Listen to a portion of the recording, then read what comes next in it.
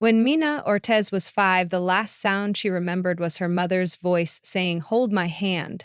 A fever melted the tiny bones in her inner ear that night and left her in a quilted silence so thick it felt like snow piling on a windowsill. By 14, silence was her ordinary weather. She moved through the city the way a swimmer moves through water, sure-footed, keen-eyed, reading currents most people never noticed. Where others heard honking horns, she sensed the vibrations of tires grinding asphalt. Where others heard laughter, she saw shoulders bounce like birds on a wire. Being deaf had taught her to look longer and harder, and in those long looks, she discovered things no one else did. Mina's favorite place to look was the top level of the Westport parking garage. The cars there were few, and no one bothered the pigeons that strutted along the concrete ledges. After school, she often rode the elevator up, unwrapped a bag of sunflower seeds from her backpack, and spent an hour drawing pigeons in her sketchbook. Their feathers shimmered with city colors, soot, rust, and a sudden iridescent melon green that made her think of mermaids.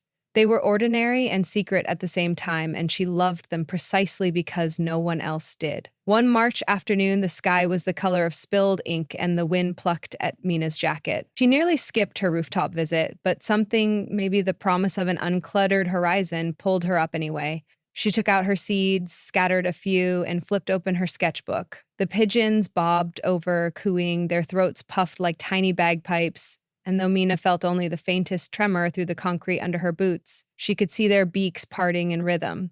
Dot, dash, dot, dot, dot, dash. That was what the bird at the center perch was saying. Or so it seemed, while the others answered in shorter bursts. Mina froze. 2 months earlier, Mr. Lowell, her history teacher, had spent a week on the invention of the telegraph. To keep the lesson accessible, he clicked a flashlight in Morse code against a dark sheet, so every student, hearing or not, watched the pulses instead of listening. Mina had practiced as homework until she could tap out her name without checking the translation sheet. And now, on this gray afternoon, the pigeon's coos created vibrations so clear she could actually read them. HELPNEEDEDPARK6, TH, help. Needed, Park 6th. Was she imagining things? Mina's heart jogged in place. She flipped to a clean page, drew a grid, and wrote the letters under each pulse as best she could, then looked at the other birds. They were calmer, a steady repeat of 4 short bursts, then 3 long. HOPE, she realized. They were calling hope over and over. Stunned, Mina watched until their throats deflated and they pecked at the scattered seeds the way clerks might shuffle papers after delivering news. Then the lead pigeon flew off toward downtown, followed by 3 more. The rest stayed behind, tucking their heads beneath their wings as if off duty. Mina jammed her sketchbook back in her bag and ran to the elevator. 6 blocks away stood Dalton Green, a scruffy park squeezed between 2 red brick apartment towers. When she got there, she found a man in a wheelchair stuck on the muddy slope near the duck pond. His wheels spun uselessly. A grocery bag had tumbled from his lap and split on a rock. Apples rolled towards the water.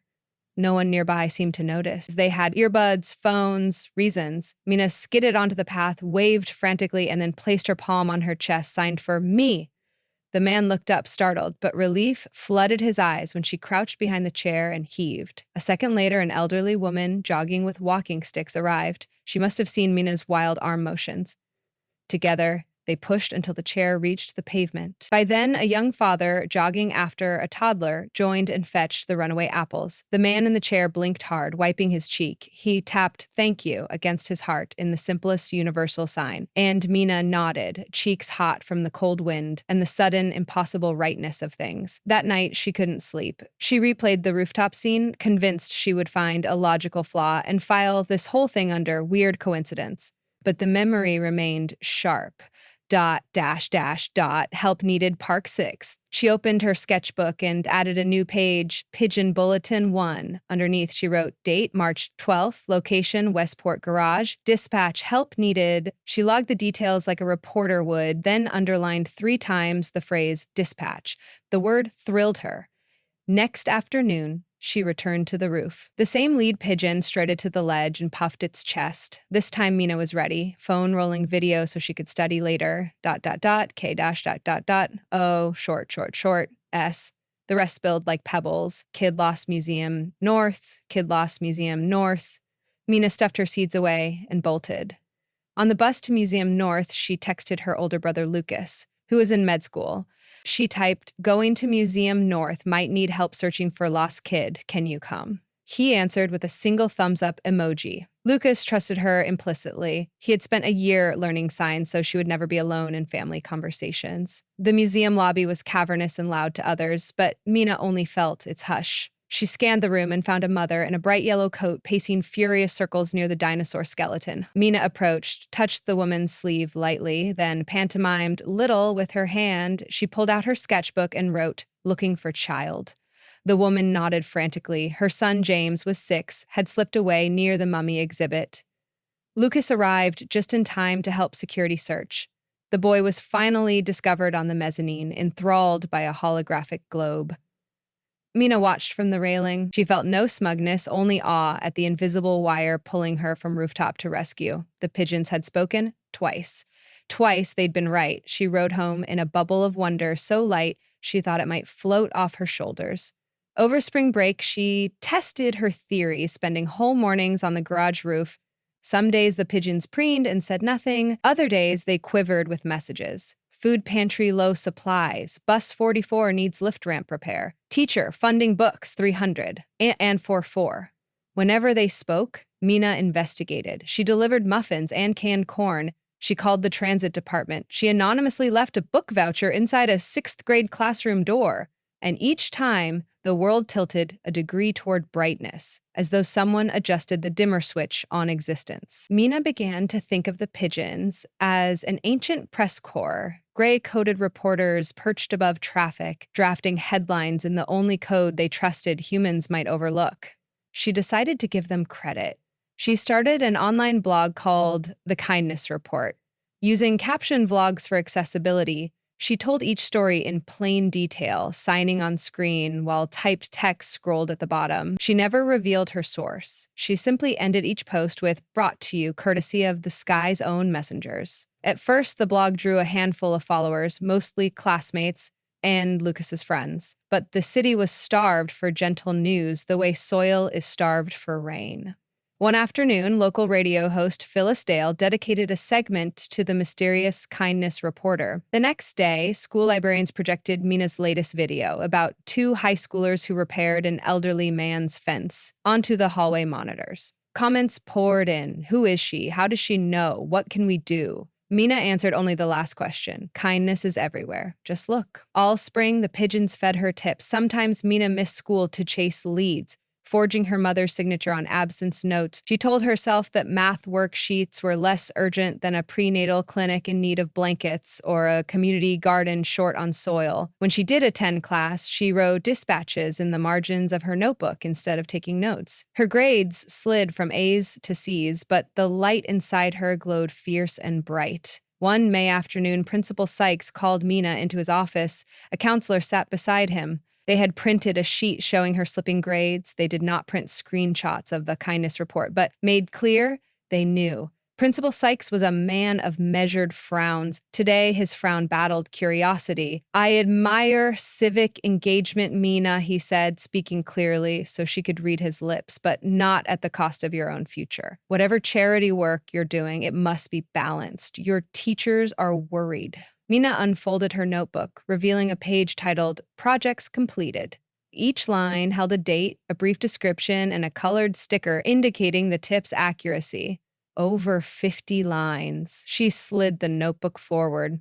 Principal Sykes skimmed, brow lifting. The counselor's eyes widened.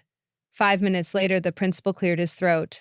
"What if," he said slowly, "we counted this as an independent study in journalism or civic leadership? You'd need a faculty advisor, weekly reflection essays, documented sources." Mina hesitated. Revealing her sources was impossible. The pigeons did not grant press interviews. She tapped her pen. No source. Private. She underlined it. The principal sighed, but then, to Mina's surprise, he nodded. "Okay, if you can meet the other criteria, we'll discuss credit. But no more skipping core classes." She agreed, relief blooming. Still, she knew she had to manage her time or lose the trust of both worlds, human and avian. Mondays, she drafted a new plan. Mondays, she would transcribe and verify pigeon codes after school. Tuesdays and Thursdays, she'd chase stories near her bus route. Wednesdays, she'd interview people via email or text. Fridays, she'd post. Weekends were for homework. It was tight, but possible. The pigeons seemed to understand. Their dispatches never came faster than she could track. Summer arrived early, in a heat wave that cracked asphalt like sugar crust. The city's older residents wilted in apartments without air conditioning. One broiling Saturday morning, Mina felt restless. She headed to the garage roof, hopeful for a small tip, maybe a thrift shop needing volunteers. Instead, the lead pigeon perched inches from her boot and erupted into the longest sequence Mina had ever witnessed. She grabbed her phone. Even slowed to half speed, the message took several minutes to decode. Danger Heat Seniors Eastbridge Towers need ice water fans now. Mina's stomach lurched. Eastbridge Towers was 14 stories of subsidized housing, mostly elderly and disabled residents. She had read articles about units with broken cooling systems. A week of 98-degree days could be fatal. She called Lucas. Ice and box fans, she typed. Meet me at hardware store ASAP. He did not ask questions. Within an hour, Mina, Lucas, and two med school friends loaded 30 box fans, 40 bags of ice, and 12 cases of water into the borrowed delivery van Lucas used for part-time catering gigs. Mina posted an urgent kindness report alert. Volunteers needed Eastbridge Towers drop-off 4 p.m. She provided plain text directions and an Amazon wish list for more supplies. They arrived at Eastbridge to find a low buzz of panic. Paramedics wheeled out a man flushed scarlet. An elderly woman fanned herself with a phone bill, hands trembling. Mina and the crew lugged fans into the lobby. A maintenance worker escorted them to each floor. Volunteers trickled in from church youth groups, college students, a UPS driver on break hauling more water and fruit popsicles. By evening, every unit had at least one fan. They set up a makeshift cooling center in the community room with giant trash cans full of ice water for soaking towels. Lucas checked blood pressures and hydration levels. Mina moved table to table, offering paper and markers so residents could draw or write while they cooled off, and this way she'd know who still seemed lethargic, who needed more attention. She couldn't hear their labored breaths, but she read the slump of shoulders, the glassiness of eyes, and signaled Lucas when additional checks were necessary. At sunset, a city councilwoman arrived, breathless, having read a forwarded kindness report. She snapped photos, interviewed residents, and promised funds for permanent repairs. Mina watched from the corner, shy and jubilant. The pigeons had saved lives tonight. She had merely delivered the message. Early the next morning, Mina biked to the garage roof with a loaf of artisanal bread she'd bought using leftover allowance. She crumbled it gently across the concrete. Pigeons swooped in, cooing. Mina signed thank you with both hands. The gesture like gift wrap pulled from her chest and offered skyward. The lead pigeon bobbed. Then, slowly, it tapped one final code, GOODJOO, followed by the single letter U. Summer melted into August. Newspapers tried to uncover the kindness reporter's identity. They speculated about a retired journalist, a tech philanthropist, even a secret city department. Mina remained unseen, lurking on roofs and overpasses, ears closed but heart wide open. Lucas alone knew. He promised to guard her secret. Whistleblowers need anonymity, he joked, though they both knew the pigeons were the real whistleblowers. Then, on a blustery September morning, the messages stopped. Mina waited on the roof after classes, seeds cooling in her palm, but the pigeons strutted silently. She visited 3 days, 4, 5, nothing. A week crept by. She feared she had misinterpreted something, broken a covenant. Perhaps the bread had been insultingly fancy. Perhaps they rotated messengers the way presidents rotate press secretaries and the new flock didn't trust her. She wrote an apology in her sketchbook, large block letters held up to the sky. Still, silence. Without the pigeons, Mina felt like someone had unplugged her lighthouse. She posted no new kindness reports. Followers speculated she was ill or had been threatened by criminals. Mina spent evenings at her desk, staring at homework equations that refused to align. Everything felt off by 7 degrees. On the 10th silent night, Lucas knocked on her door with an envelope addressed to her in careful blue cursive. Inside lay an invitation to the annual City Awards Gala, an event she'd only read about in the society pages. In recognition of extraordinary community service, it read, "We request the presence of the kindness reporter." Mina's stomach swirled.